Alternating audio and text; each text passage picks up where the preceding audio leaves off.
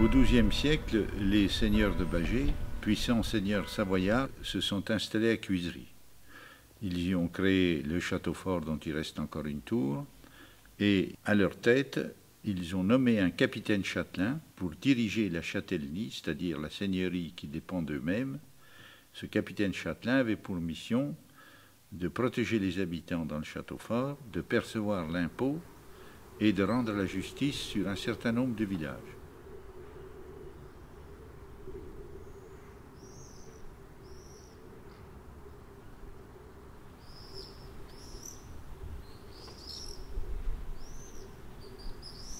La ville a été construite selon le modèle des villes médiévales de l'époque, avec la grande rue et de chaque côté des rues perpendiculaires.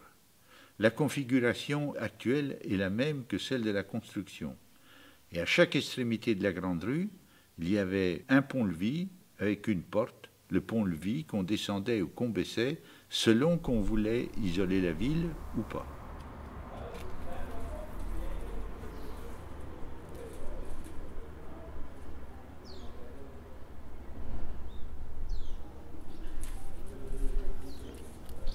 Avant leur arrivée à Cuisery, l'église paroissiale était l'église Saint-Pierre, qui est encore debout et qui est mentionnée dans un cartulaire de Cluny de 950. Les seigneurs de Bâgé ont fait restaurer cette église Saint-Pierre et, à côté du château fort, a été construite une autre église, chapelle du château, nécessaire en raison de l'augmentation de la population. La chapelle du château, c'était l'église Notre-Dame avant celle actuelle. En 1350, c'était cette église qui était l'église paroissiale, qui était desservie par un chapitre de 6 chanoines d'une part et par le curé. On a construit donc l'église que vous avez ici. Certains architectes pensent qu'on a conservé la nef de l'église ancienne et qu'on a ajouté le porche côté ouest et le chœur côté est. Le porche est caractéristique de l'architecture de la Renaissance, début du XVIe siècle. Il est voûté sur croisées d'ogives, dont les nervures reposent sur les culs de l'ange où sont sculptés les symboles des 4 évangélistes. Marc le lion, Luc le taureau, Matthieu l'homme et Jean l'aigle. Les portes que vous voyez ici sont pour la partie basse en chêne et pour la partie supérieure en poirier. Elles étaient remarquablement sculptées, mais malheureusement en 1562, les protestants de Mâcon sont entrés dans la ville de Cuisery où ils ont commis beaucoup d'exactions. Ils ont, dit-on, égorgé les 6 chanoines du chapitre juste devant les portes. Ils n'ont pas pu pénétrer à l'intérieur de l'édifice, mais ils ont détruit les portes.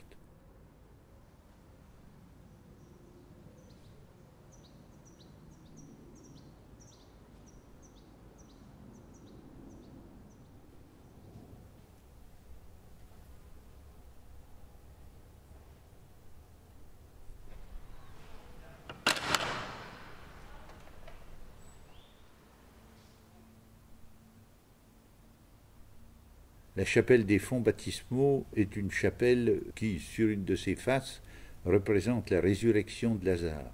Et sur les autres faces, nous avons des prophètes, Isaïe et Osée.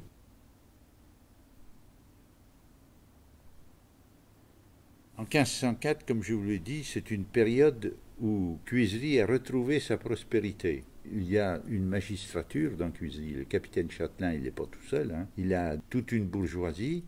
Et il y a des banquiers, des commerçants, des artisans, des gens qui ont une certaine aisance.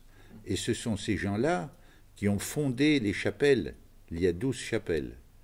Une fondation de chapelle implique la construction d'un petit bâtiment qui donne à l'intérieur de l'édifice et le versement d'une somme d'argent à un organisme religieux avec pour mission de célébrer des messes à intervalles réguliers au profit des donateurs et de leurs familles.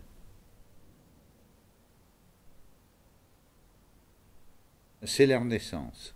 À la même époque, Marguerite d'Autriche fait construire l'église de Brou à Bourg-en-Bresse, où elle mobilise un certain nombre d'artistes tant des sculpteurs que des peintres.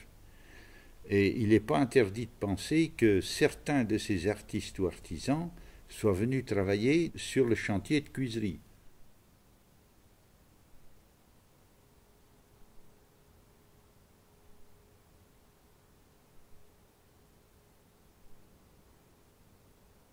Le chœur est d'une facture nettement meilleure que la nef.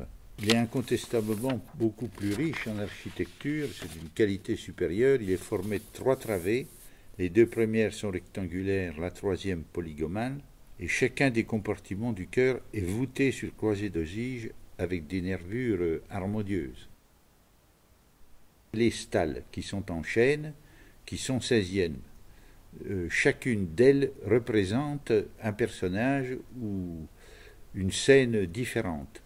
Certains accoudoirs représentent la salamandre, probablement parce qu'en 1527, François Ier est passé à Cuisery.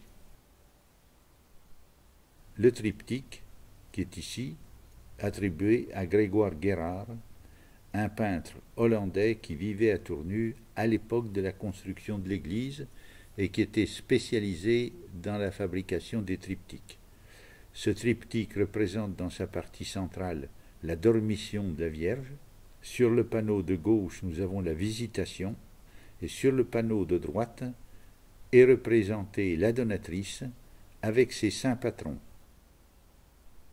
On peut remarquer donc actuellement dans l'église un certain nombre de tableaux réintroduits par la municipalité, notamment le Denier de César, qui est ou un original ou une copie de Rubens.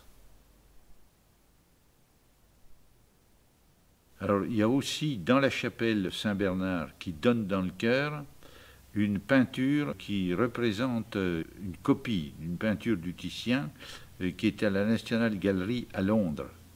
C'est la Vierge, l'Enfant et Jésus et le petit Saint Jean-Baptiste.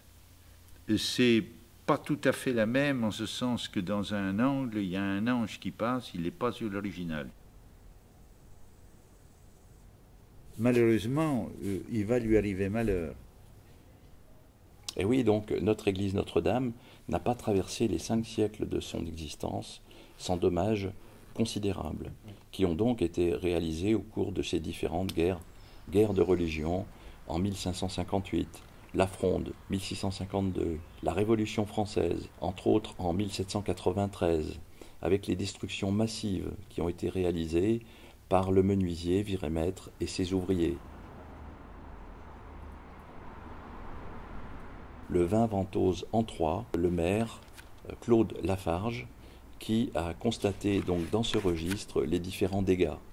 Tous les pendentifs des clés de voûte ont été brisés, les vitraux cassés, les sculptures avec fleurs de lys éliminées, les chapiteaux furent tous saccagés à coups de burin et de marteau. Depuis 1985, la commune de Cuisery, sans discontinuer, a lancé une grande campagne de restauration de l'ensemble de l'église.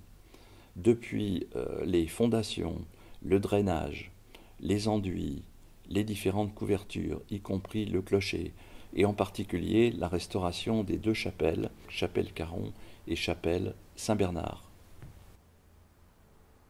Je souhaiterais très sincèrement pouvoir écrire dans un avenir assez proche le dernier chapitre de restauration de notre église Notre-Dame, lieu de spiritualité et d'histoire qui aurait retrouvé tout son lustre d'antan, celui de l'époque où elle rayonnait sur la châtellenie de Cuisery et était un des plus grands joyaux de la Bresse.